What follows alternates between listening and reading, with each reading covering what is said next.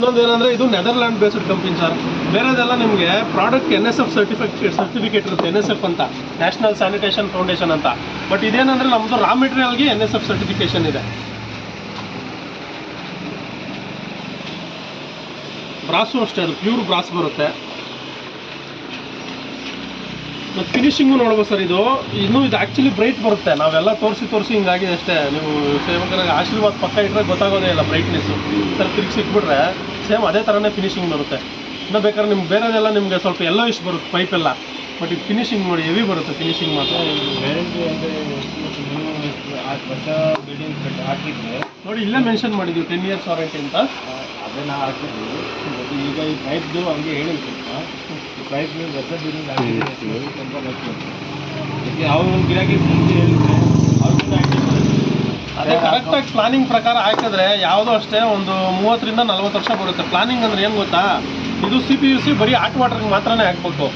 UPUCಗೆ cold ವಾಟರ್ಗೆ ಇದನ್ನ ಹಾಕಬೇಕು. But ಏನು ಮಾಡ್ತಾರೆ, ಎಲ್ಲದಕ್ಕೂ CPUCನೇ ಹಾಕ್ತಾರೆ. ಈಗ CPUC ಎಲ್ಲ ಈಗ ಅಲ್ಲ, ಯಾವಾಗಲೂ ಅಷ್ಟೇ ಮನೆಗೆ ಯೂಸ್ ಮಾಡೋದೇ ಬರೀ ಇದನ್ನೇ ಯೂಸ್ ಮಾಡೋದು. ಇದೇ ಪೈಪ್. ಯಾಕಂದ್ರೆ ಇದು ನೋಡಿ 1 ಇಂಚು, ಇದು ನೋಡಿ ಹೆಂಗಿದೆ, ಇದು 1 ಇಂಚು, ಇದು 1 ಇಂಚು, ಎಷ್ಟು ಡಿಫ್ರೆನ್ಸ್ ಇದೆ ನೋಡಿ. ಅದು ಒಂದು ಕಾಲು ಈ ಥರ ಕಾಣುತ್ತೆ, ಇದು ದೊಡ್ಡದಾಗಿ ಕಾಣುತ್ತೆ. ಇದು ಎಲ್ಬೋ ನೋಡಿ ಎಷ್ಟಿದೆ ಬರುತ್ತೆ, ಇದು ಇಷ್ಟು ಥರ ಬರುತ್ತೆ ಎಲ್ಬೋ, ಇಷ್ಟು ಥಿಕ್ನೆಸ್ ಬರುತ್ತೆ. ಒಂದು ಕಾಲು ಫಿಟ್ಟಿಂಗ್ ಆಗುತ್ತೆ. ಬಟ್ ಏನಂದರೆ ಇದು ಇದು ಒಳ್ಳೇದು ಆ್ಯಕ್ಚುಲಿ. ಇದರಲ್ಲಿ ನೀವು ಹಾಟ್ ವಾಟರ್ ಇವಾಗ ಸೋಲಾರಿಂದ ಗೀಸರಿಂದ ಏನು ಬರುತ್ತಲ್ಲ ಸರ್, ಈಚೆ ನೀರು ಬರುತ್ತಲ್ಲ ನೀರು, ಅದಕ್ಕೆ ಮಾತ್ರನೇ ಇದಾಕಬೇಕು. ಬೇರೆ ಲೈನ್ಗೆಲ್ಲ ನೀವು ಇದನ್ನ ಹಾಕಿದ್ರೇ ಒಳ್ಳೆಯದು. ಇದರಿಂದ ನೀರು ಕುಡಿಯೋದಾಗಿರ್ಬೋದು, ಸ್ನಾನ ಮಾಡೋದಕ್ಕೆ, ಬಳಸೋದಕ್ಕೆಲ್ಲ ಇದರಿಂದ ಬರೋದು ನೀರು ಒಳ್ಳೆಯದು. ಇದು ಆ್ಯಕ್ಚುಲಿ ಕೆಮಿಕಲ್ ಮಿಕ್ಸ್ ಮಾಡಿರ್ತಾರೆ ಇದರಲ್ಲಿ. ರಾ ಮೆಟೀರಿಯಲ್ ಇರೋದಕ್ಕೆಲ್ಲ ಒಂದೇ, ಇದು ರಾ ಮೆಟೀರಿಯಲ್ ಎಲ್ಲ ಒಂದೇ ಇರುತ್ತೆ. ಬಟ್ ಏನಂದರೆ ಕೆಮಿಕಲ್ ಯೂಸ್ ಮಾಡಿರ್ತಾರೆ ಇದಕ್ಕೆ ಕಾಂಪೌಂಡಿಂಗ್ ಮಾಡಿ, ಅದಕ್ಕೆ ಅದು ಬಿಸಿ ತಡೆಯುತ್ತೆ. ಇದು ಕುದಿಯೋ ನೀರಲ್ಲಿ ಹಾಕಿದ್ರೆ ಪೈಪ್ ಏನಾಗಲ್ಲ, ಇದು ಹಾಕಿದ್ರೆ ಕುದಿಯೋ ನೀರಲ್ಲಿ ಹೊರಟೋಗೋದು, ಮೆಲ್ಟ್ ಆಗಿಬಿಡುತ್ತೆ. ಇದು ಅಷ್ಟೇ ರಾ ಮೆಟೀರಿಯಲ್ ಎಲ್ಲ ಒಂದೇ. ಅದರಿಂದ ಏನಂದರೆ ಇದು ಕುಡಿಯೋ ನೀರಿಗೆ ಇದು ಅಷ್ಟೊಂದು ಯೂಸ್ ಇಲ್ಲ. ಪ್ರಾಜೆಕ್ಟಲ್ಲಿ ಇವಾಗೂ ನೋಡಿ ನೀವು ಬರೀ ಹಾಟ್ ವಾಟರ್ ಎಲ್ಲಿಂದ ಬರುತ್ತಲ್ಲ ಈಚೆ ಬರುತ್ತೆ, ಮತ್ತು ಟ್ಯಾಪ್ವರೆಗೂ ಅಷ್ಟೇ CPUC ಯೂಸ್ ಮಾಡೋದು. ಇನ್ನೆಲ್ಲದಕ್ಕೂ UPUC ಯೂಸ್ ಮಾಡ್ತಾರೆ. ಮತ್ತು ಇದು ಅಷ್ಟೇ ಅಗ್ರಿಕಲ್ಚರು 4 kg 6 kg ಹಾಕಬಾರ್ದು ಬಿಲ್ಡಿಂಗಿಗೆ. ಏನಿದ್ರು SWR ಪೈಪ್ ಹಾಕಬೇಕು. SWR ಅಂತದ್ದು ಏನಂದರೆ ಸೀವೇಜು, ವೇಸ್ಟ್ ವಾಟ್ರು, ರೈನ್ ವಾಟ್ರು. ಅಂದರೆ ಬಿಲ್ಡಿಂಗ್ ಫ್ಲೋರಲ್ಲಿ ಮಳೆ ಬಿದ್ದಿದ್ದು ನೀರು, ನಾವು ಬಟ್ಟೆ ಒಗೆದಿದ್ದು, ಮನೆ ತೊಳೆದಿದ್ದು, ಅದೆಲ್ಲ ವೇಸ್ಟ್ ವಾಟರ್ ಎಲ್ಲ ಅದರಲ್ಲಿ.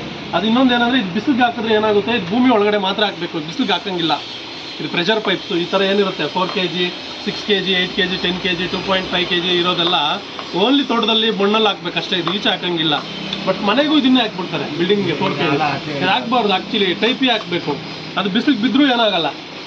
ಬಿಸಿಲಿಗೆ ಬಿದ್ದರೆ ಏನಾಗುತ್ತೆ ಗೊತ್ತಾ, ಹೋಗ್ತಾ ನಿಮಗೆ ಈ ಥರ ಕಲರ್ ಇರೋದು, ಈ ಥರ ವೈಟ್ ಕಲರ್ ಹಿಂಗಾಗ್ಬಿಡುತ್ತೆ. ಒಂಥರ ಬಿಸಿಲು ಬಿದ್ದು ಶೇಡ್ ಆದಂಗೆ ಆಗುತ್ತೆ. ಬಟ್ SWR ಆ ಥರ ಆಗಲ್ಲ. ಅದು UV ರೆಸಿಸ್ಟೆನ್ಸ್ ಇರುತ್ತೆ ಅದು. ಸೊ ಅದು ಮತ್ತೆ ಅದು ಅಷ್ಟೇ ಲೆಡ್ ಫ್ರೀ ಬರುತ್ತೆ. ಅದರಲ್ಲೂ ಅಷ್ಟೇ ಸ್ಕೇಲಿಂಗ್ ಏನು ಫಾರ್ಮೇಷನ್ ಆಗಲ್ಲ, ಏನಿಲ್ಲ. ಟೈಪ್ ಎ ಹಾಕ್ಬೇಕು ಸರ್, ಟೈಪ್ ಎ ಹಾಕಬೇಕು. ಮತ್ತೆ ಎಲ್ಲನ ಹೆವಿ ರೋಡಲ್ಲೆಲ್ಲ ಹಾಕ್ತಿರಲ್ಲ ಅಲ್ಲೆಲ್ಲ ಟೈಪ್ ಬಿ ಹಾಕಬೇಕು. ಟೈಪ್ ಬಿ ನಿಮ್ಗೆ ಇದೇ ಥರ ಥಿಕ್ನೆಸ್ ಬರುತ್ತೆ, 6 kgಗೂ ಜಾಸ್ತಿ ಬರುತ್ತೆ. ಟೈಪ್ ಬಿ ಅಂದರೆ ಯಾವ ಥರ ಬರುತ್ತೆ? ಟೈಪ್ ಬಿ ಈ ಥರ ಥಿಕ್ನೆಸ್ ಬರುತ್ತೆ. ಅವ್ರ ಹತ್ರ ಇರಬೇಕು, ಇಷ್ಟು ಹೆವಿ ಬರುತ್ತೆ ಟೈಪ್ ಬಿ. ಟೈಪ್ ಎ ಸ್ವಲ್ಪ ಥಿಕ್ನೆಸ್ ಕಮ್ಮಿ. ಅದೇ ಸರ್ ಇವಾಗ 4 kg 6 kg ಹೆಂಗೆ ಆ ಥರ ಅದರಲ್ಲಿ ಟೈಪ್ ಎ ಟೈಪ್ ಬಿ.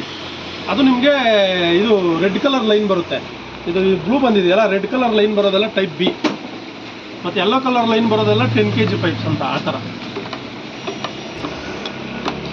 ಇದಿಷ್ಟು ಸರ್ ಪ್ರಾಡಕ್ಟು ಎಲ್ಲ ಫುಲ್ ರೇಂಜ್ ಸಿಗುತ್ತೆ. ದಯವಿಟ್ಟು ಹೊಸ ಕಂಪ್ನಿ, ದಯವಿಟ್ಟು ಸಪೋರ್ಟ್ ಮಾಡಿ.